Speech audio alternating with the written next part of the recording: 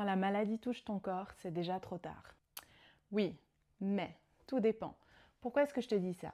On n'est pas qu'un bout de viande, on n'est pas qu'un corps physique. On a aussi des couches au dehors de notre corps physique, qui sont des couches qui viennent du plus subtil, comme l'émotionnel par exemple. Tout commence à partir d'une vibration. Tout est vibration dans ce monde. Et notre corps physique, il vient simplement suivre le chemin de la vibration. Donc si pour une raison X, Y, notre champ, notre corps qui est autour de nous, plus subtil et émotionnel, vient se diriger dans une direction, alors la structure physique du corps va suivre aussi cette direction.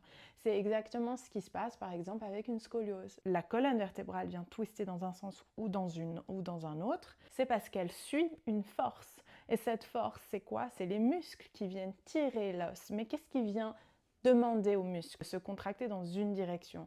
Il y a une autre force, et cette autre force, c'est la vibration.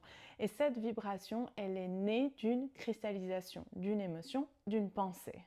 Quand tu as d'abord une émotion avec laquelle tu es en dualité, typiquement une colère, quelque chose de non digéré, toutes ces émotions qui sont négatives, elles viennent s'installer dans ton corps. Et imagine qu'en plus de ça, elles viennent se léguer de génération en génération. Donc on hérite de cette émotion et on ne sait pas pourquoi toute notre vie on est en colère, on est plus susceptible à être en colère ou être plus impulsif face à une situation que quelqu'un d'autre parce qu'on a hérité de cette sensibilité à cette émotion. C'est ce qu'on appelle les prédispositions familiales. Alors, ce qui se passe, c'est qu'à un moment donné, le corps, ce qu'il déteste, c'est la stagnation. Tout ce qui stagne, au niveau anatomique, ça crée de la pullulation microbienne. Et bien là, c'est pareil. L'énergie devient stagnante, devient bloquante à quelque part, et à un moment donné, la structure physique, elle va suivre cette vibration. Qu'est-ce qui répond aux vibrations? Le fascia. Et qu'est-ce qui répond au fascia? Le muscle. Et qu'est-ce qui répond au muscle? Les os. T'as compris, on parle des couches les plus subtiles du corps pour aller aux couches les plus profondes du corps. C'est comme ça qu'à un moment donné, tout ça vient s'engrammer dans la structure physique. Est-ce que c'est trop tard et que c'est une fatalité? Absolument pas.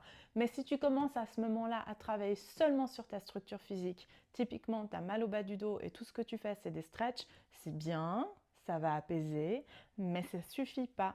Il faut comprendre quelle est la vibration qui a été la source de cette douleur et qui a généré cette contracture dans le bas du dos. Voilà pourquoi c'est important de ne pas attendre que la pathologie elle vienne. Et même si ça te paraît pas la méthode incroyable et puis la méthode qui vient tout changer, que c'est pas le gourou qui vient t'amener la formule magique qui dit que quand tu sors de ma séance tu seras guéri, au moins c'est honnête.